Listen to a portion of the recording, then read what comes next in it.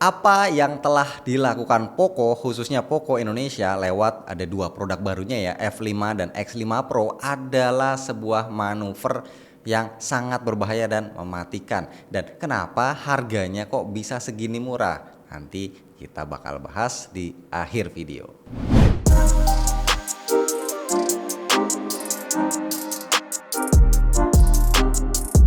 Bismillah, alhamdulillah kita ketemu lagi bareng gua Romi. Luar biasa ya, seminggu belakangan nama Poco rame lagi, naik daun lagi. Dua HP barunya Poco F5 dan X5 Pro. Kalau seandainya nih ibarat manusia ini bisa ditangkap polisi ya karena kasus pembunuhan. Dia ngebunuh persaingan di kelas mid range, ngebunuh para kompetitornya. Ini jahat ini HP. Yang F5 gitu kita skip aja ya karena itu udah gua bahas 2 minggu lalu. Yang pasti itu ngebut gila, itu ngeri chipsetnya. Nah, yang X5 Pro ini juga nggak kalah rese. Gimana caranya Poco bisa jual di harga 3,8 juta? Orang pada rebutan pre-order di Tokopedia tuh udah pada rame, pada nungguin. Yang masih pada ragu ya mending buruan sikat sebelum kehabisan. Apalagi belanja minimal 20.000 itu udah bisa bebas ongkir. Nah, sebagian orang mungkin agak jenuh ya sama desainnya, tapi coba deh perhatiin lagi, ini malah lebih bagus nggak sih dibanding F5.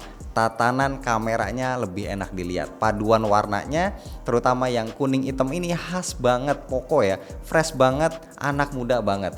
Walaupun frame sama backdoornya ini ya dari plastik, tapi ini menurut gua masih termasuk solid juga. Feelnya maco, dia kotak, framenya udah flat juga, infrared ada, jack audio juga ada, terus tombol powernya nih nyentrik warna kuning, seger dilihatnya.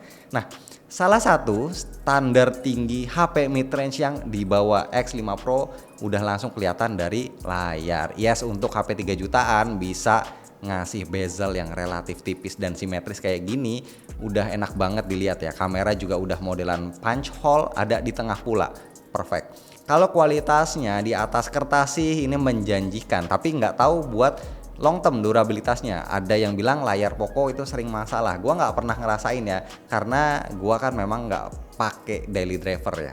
Tapi bisa dapat layar AMOLED 120 Hz, 1 miliar warna, udah HDR10 plus Dolby Vision, ke cover Gorilla Glass 5 di harga 3 jutaan sih ini menarik banget.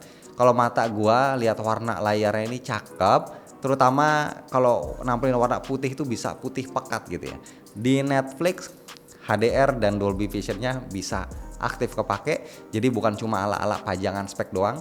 Cuma sayang kalau di YouTube 120 Hz nya ini nggak jalan, dipaksa mentok 60 Hz aja. Padahal yang di Poco F5 itu bisa aktif 120 Hz di YouTube. Terus standar tinggi lainnya yang dibawa X5 Pro untuk HP mid range adalah vibrate. HP 3 jutaan udah dikasih haptic plus high end, rasanya tactile banget dan bisa diatur pula intensitasnya. Misal pas uninstall aplikasi itu kan pas ada efek shakingnya, enak banget getarnya. Brand lain ini pasti pada ngiri. Terus juga yang mungkin paling menarik dari HP ini, dia udah pakai Snapdragon 778G. Padahal yang pakai chipset ini biasanya HP 4 sampai 5 jutaan. Secara ini kan chipset mid to high.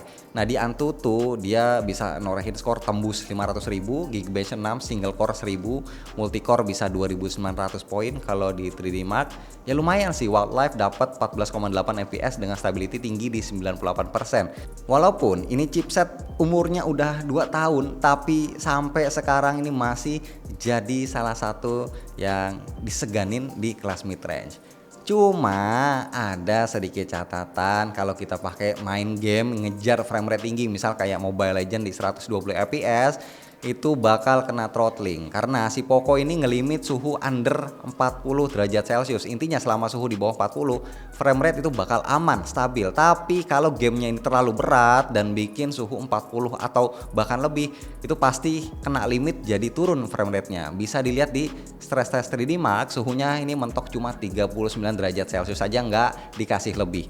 By the way, yang harga 3 jutaan itu buat kapasitas 6128 ya. Kalau gua pribadi buat sekarang jujur kayaknya gue kurang tertarik, kayak kurang aman aja gitu ya buat 2 tahun ke depan. Jadi kalau ada spare dana lebih, enaknya ambil 8256 di 4 juta kecil, lebih aman buat long term. Oh ya, satu hal yang jadi tanda tanya dan bisa aja jadi deal breaker adalah OS-nya. Kita tahu MIUI mungkin bukan lagi UI favorit banyak orang. Ditambah lagi ini versi Android-nya masih 12. Kadang kurang resep aja ya beli HP baru tapi OS-nya ini ketinggalan, lucu. Dan soal kamera, Poco X series ini kan stratanya ada di bawah Poco F series. Setupnya juga ini jomplang ya, main lensnya 108 MP tanpa always, ultrawide cuma 8 MP sama 2 MP makro ala-ala. Kualitas fotonya aman buat diajak show off di media sosial, detailnya medium ke arah cakep, karakter warnanya meriah yang menyegarkan mata.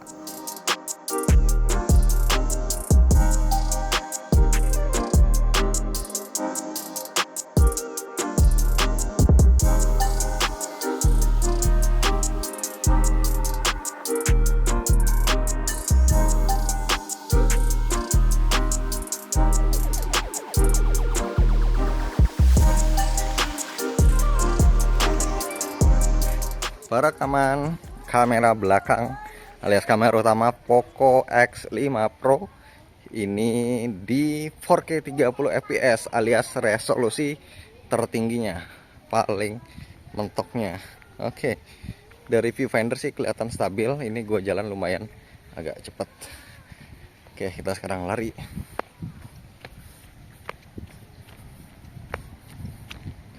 Oke, sip.